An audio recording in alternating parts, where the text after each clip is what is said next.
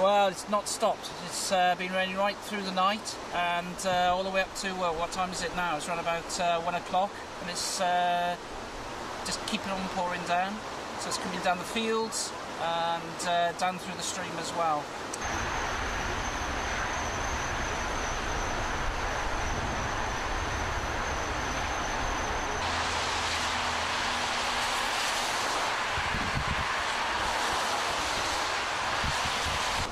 I think a few houses might have been affected, yes, and some of the roads are actually coming up as well. So you know, we're all working together as a village to try and help each other out.